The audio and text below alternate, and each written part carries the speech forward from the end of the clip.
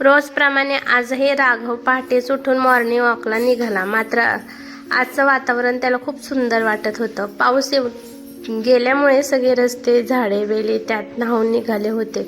आभाळ निळ्या जांभळ्या ढगाने व्यापले होते. त्यात मधू मालतीचा सुगंध मिश्रित गारवार अंगाला स्पर्शून जाताना मन मोहून टाकत होता. या साऱ्याचा आनंद घेत प्रसन्न चित्ताने तो रस्त्यावरून जात होता.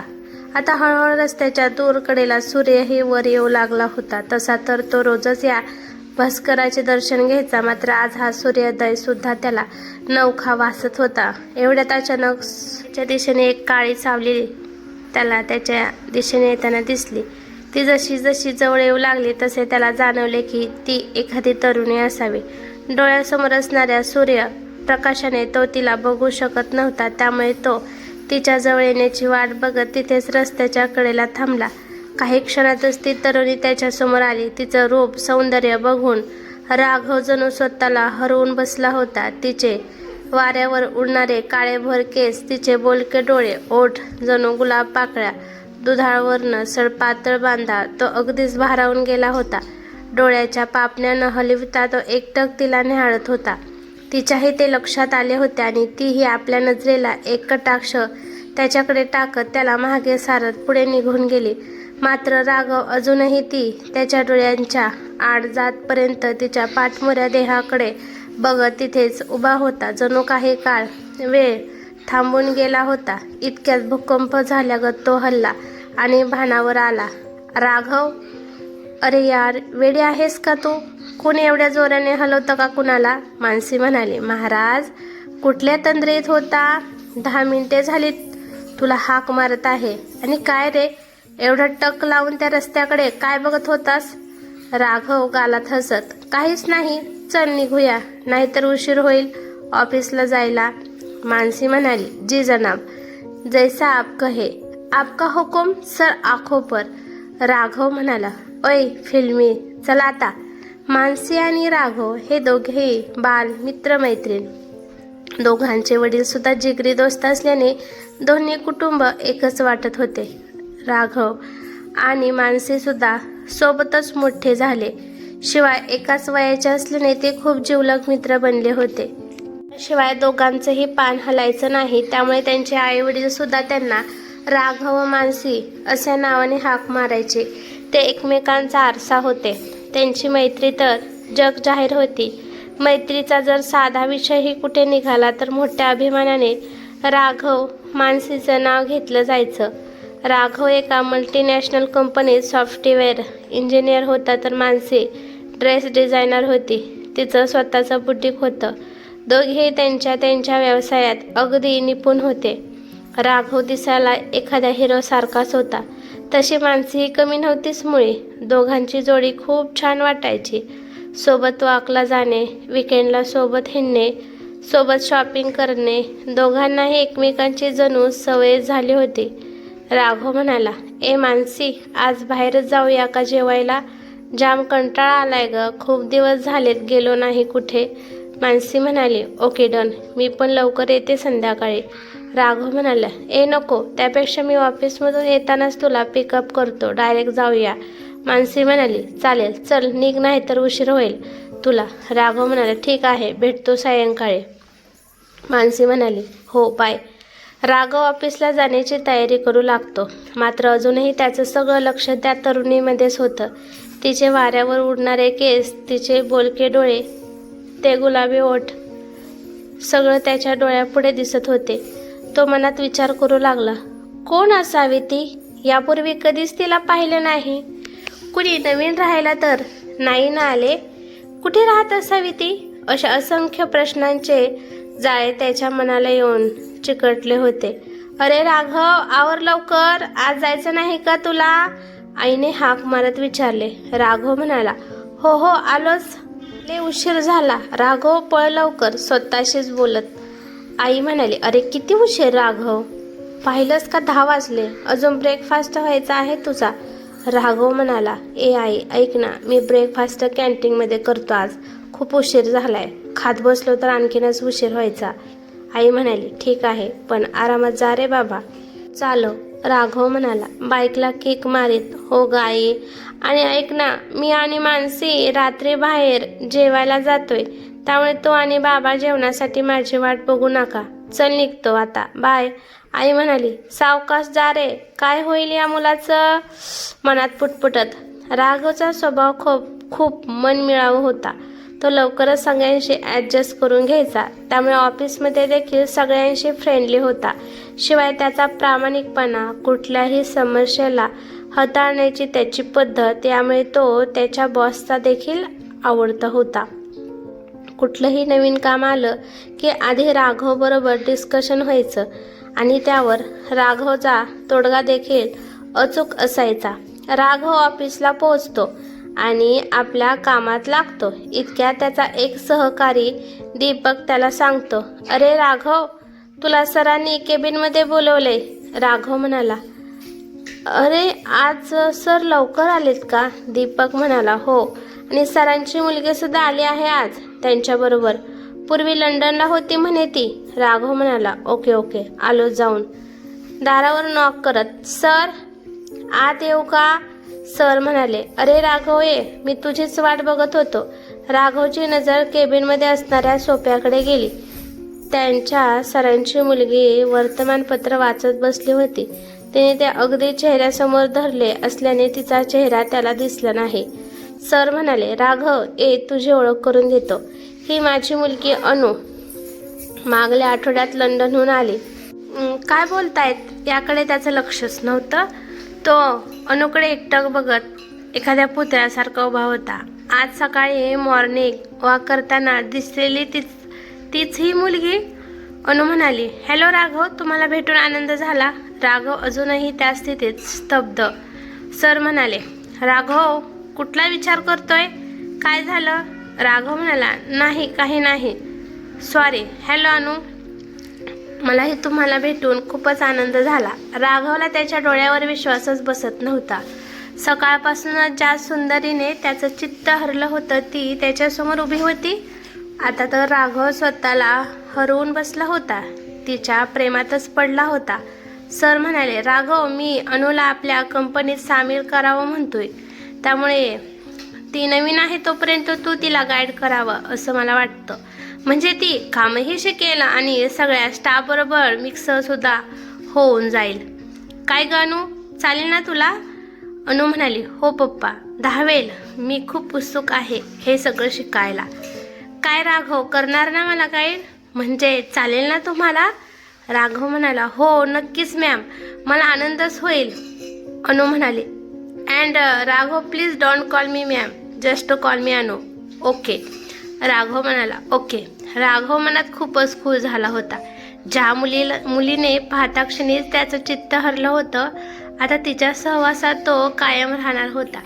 त्याच्या प्रेमाची पतंग मनाच्या आकाशात स्वच्छंद घिरट्या घालू लागले होते.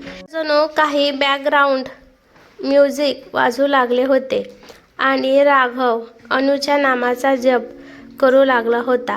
मानसी सायंकाळी लवकरच आवरासावर करायला घेते. घड्याळात 6:30 वाजले होते. राघव कधीही तिथे पोहोचणार होता. मानसी म्हणाली, गीता, ते ड्रेस घडी घालून रॅकमध्ये ठेवायला घे आणि जरा लवकर कर हां. राघव कोणत्याही वेळी पोहोचेल आणि मी जर वेळी केली ना तर चिडेल खूप. गीता मानसीच्या बुटीकमध्ये काम करायची. राघव आणि मानसीची जगजाहीर असलेली मैत्री तिलाही माहीत होती. गीता म्हणाली, ताई एक विचारू का? म्हणजे रागवणार नसशील तर. मानसी म्हणाली, अगं बोल, काय झालं? गीता म्हणाली, ताई तू कधी राघव दादाच्या प्रेमात नाही पडलीस का ग? मानसी म्हणाली, ए गप ग, प्रेम आणि राघव बरोबर वेडी झालीस का? आम्ही खूप छान मित्र आहोत बस. मी तर कधी स्वप्नातही असा विचार केलेला नाही. गीता म्हणाली, मग आता कर ना. तुमची जोडी काय धमाल दिसते ग. असे वाटते की तुम्ही एकमेकांसाठीच आहात आणि प्रेमात पडायला आणखीन काय हवं असतं? तुमची सुंदर निखळ मैत्री पुरेशी नाही का? एवढ्यात गाडीचा हॉर्न वाजतो. बघ ताई, राघव दादा आलाय, आज विचारूनच घे त्याला. मानसी म्हणाली, एक गप ग, तू म्हणजे ना. राघव म्हणाला, काय ग, काय म्हणतेस ही गीता? मानसी म्हणाली, काही नाही, तू लक्ष नको देऊस, वेडी आहे ती, चल उगाच उशीर होईल आपल्याला. राघव म्हणाला, ओके बाय गीता. जेवण आटपून राघव मानसीला तिच्या घरी सोडून स्वतःच्या घरी निघतो. मानसी फ्रेश होऊन झोपायला येते. आज तिला झोपच लागत नाही. गीताचे बोल सतत तिच्या कानात घुमत असतात. एकामागे एक असंख्य विचार तिला सतावू लागतात. खरंच राघव आवडतो का मला? हे तर खरं आहे की आम्ही एकमेकांशिवाय राहू शकत नाही. मग याला प्रेम म्हणतात का? राघवला सुद्धा वाटत असेल का असेच? नाही, असे काही नाही. मी पण उगाच विचार करते. ही गीता पण ना काही बरगळत असते. जसजसे दिवस जाऊ लागतात राघव आणि अनु एकमेकांच्या जवळ येऊ लागतात. राघव तिला त्याच्या व मानसीच्या मैत्रीबद्दल देखील सगळं सांगतो. त्यामुळे अनु देखील खूप उत्सुक असते मानसीला भेटण्यास. आणि तिकडे मानसीच्या मनात गीतेने पेरलेले प्रेमाचे बीज देखील अंकुरायला लागते आणि ती मनात ठरवते की राघवशी याबाबतीत बोलायला हवे. म्हणजे त्याला काय वाटतं निदान ते तरी कळेल तरी. एक दिवस ऑफिसमध्ये सर म्हणाले, राघव, मिस्टर देशमुख आपले सोलापूरवाले क्लायंट, त्यांचा फोन आलेला. आपण जे सॉफ्टवेअर त्यांना दिले त्यात काही प्रॉब्लेम येत आहेत म्हणाले. मी बोलतो त्यांना आम्ही बघतो म्हणून, पण ते म्हणाले की इथेच पाठवा कुणाला तरी.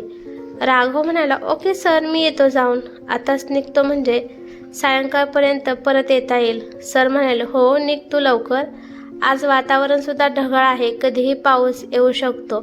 अनु म्हणाले, पप्पा मीही जाऊ का राघव सोबत? म्हणजे मलाही कळेल कसं हँडल करायचं ते. सर म्हणाले, ओके जा तूही. अनु म्हणाली, थँक्यू पप्पा. इकडे राघव देखील मनात खुश झाला होता. त्याच्या मनाची पतंग तर आता उंच उंच झेप घेऊ लागली. अनु आणि राघव मिस देशमुख कडील काम संपवतात आणि परतीच्या वाटेवर निघतात.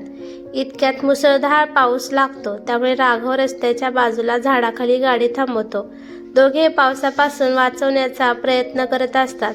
पावसात ओली झाल्याने अनु आणखी सुंदर दिसत होती. तिच्या गालावरील ते टपुरे थेंब राघवला अलगद टिपावेसे वाटत होते. तो चोरट्या नजरेने तिच्याकडे पाहत होता. इतक्यात अचानक जोरदार वीज कडकते आणि अनु एकदम घाबरून राघवला घट्ट मिठी मारते. राघवचा तोल जातो. तो हळूच तिच्या चेहऱ्यावर उचलतो.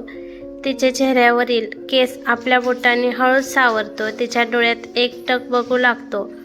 अनुलाही राघव आवडू लागतो. राघव अनुला म्हणतो, अनु आय लव्ह यू असे म्हणून तो हळूच त्याचे ओठ अनुच्या गुलाबी ओठांवर ठेवतो आणि एका क्षणात सगळं वातावरण प्रेममय होऊन जातं.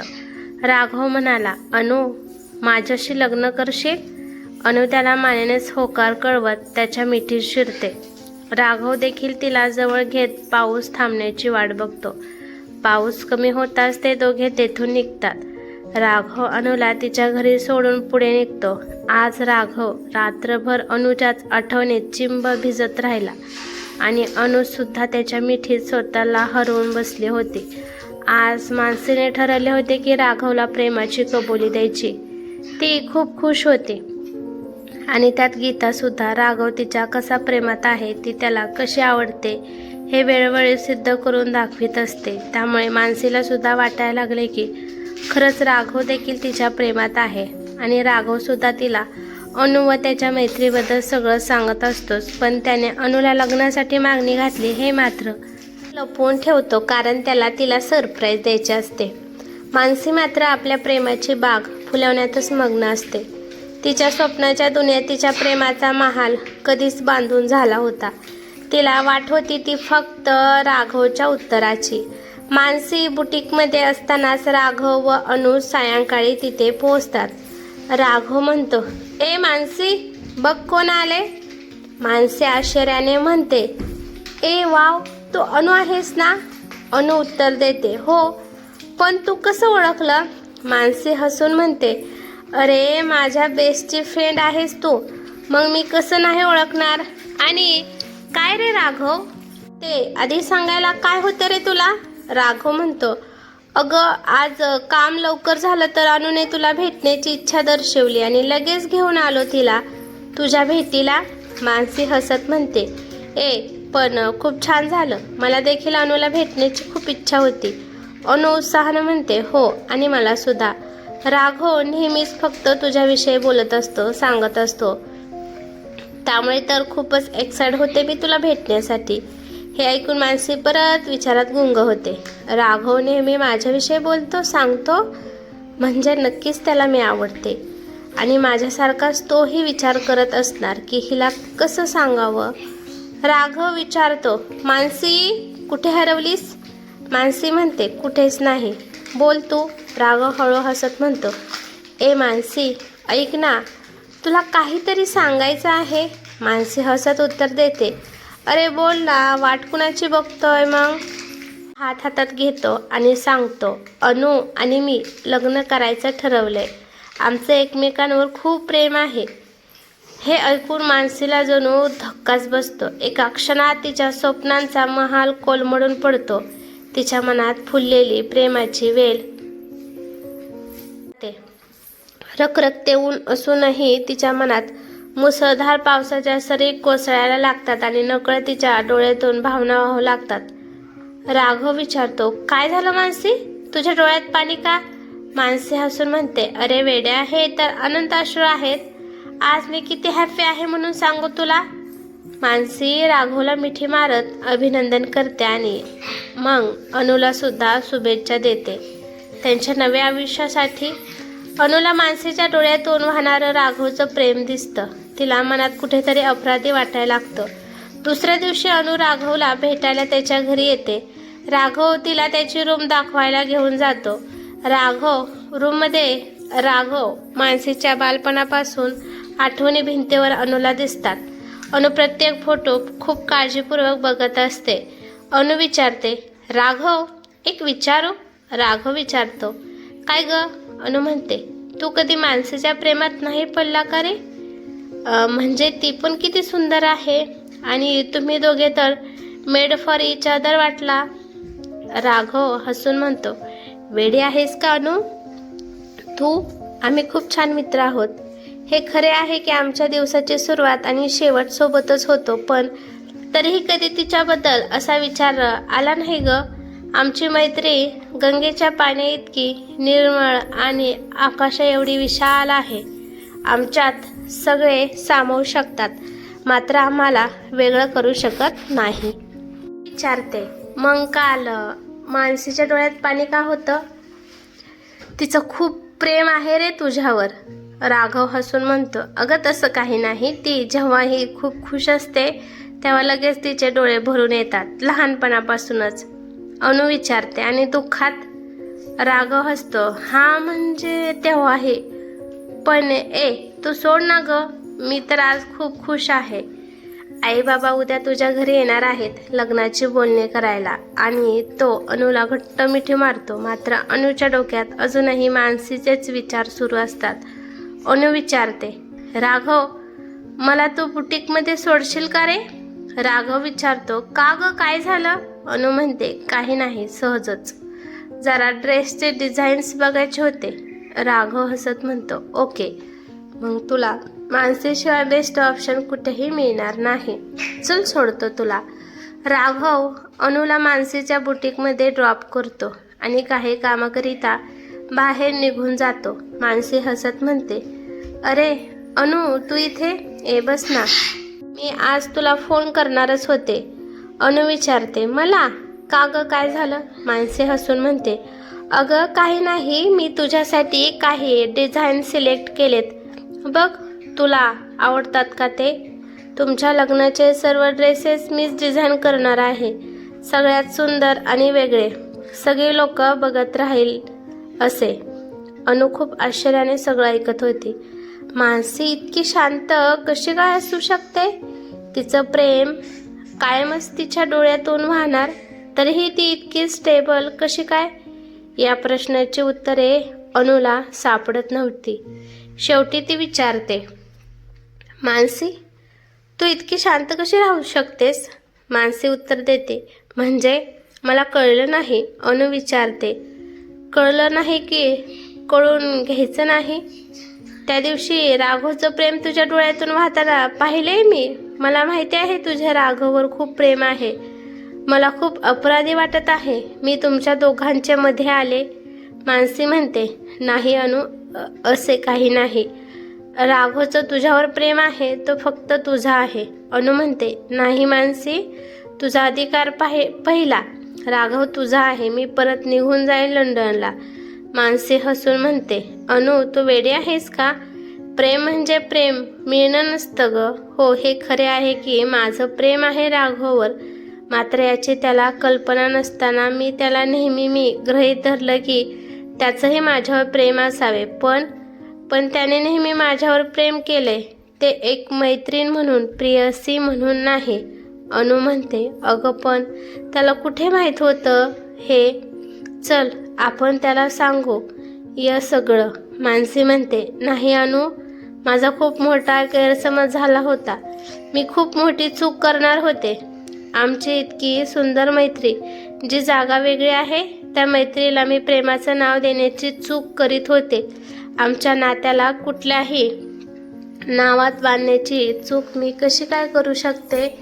आणि हो अनु, तूही हे सगळं विसरून जा आणि मला एक वचन दे की तू हे कधीही राघवला सांगणार नाहीस. अनु म्हणते, ठीक आहे मानसी, मी तुला वचन देते. आणि हो, आज मी तुला आणखीन एक वचन देते की तुझी आणि राघवची मैत्री जन्मभर कायम अशीच राहणार. मी राघवच्या आयुष्यात येण्याने तुमच्या नात्यांमध्ये कुठलाही बदल होणार नाही आणि मी तो कधीच होऊ सुद्धा देणार नाही. मानसी अनुला मिठी मारते आणि म्हणते, अनु, तुझ्यासारखी लाईफ पार्टनर माझ्या राघवच्या आयुष्यात येणार, यापेक्षा आनंदाची गोष्ट काय असेल ग माझ्यासाठी. Thank you so much. आता राघव व अनु लग्न, त्यांच्या सुंदर संसाराची सुरुवात सुद्धा झाली आणि आजही मानसी व राघव यांचे नाते अजूनही तसेच आहे जसे पूर्वी होते. तेवढे सुंदर, तेवढेच निर्मळ आणि तेवढेच पवित्र सुद्धा.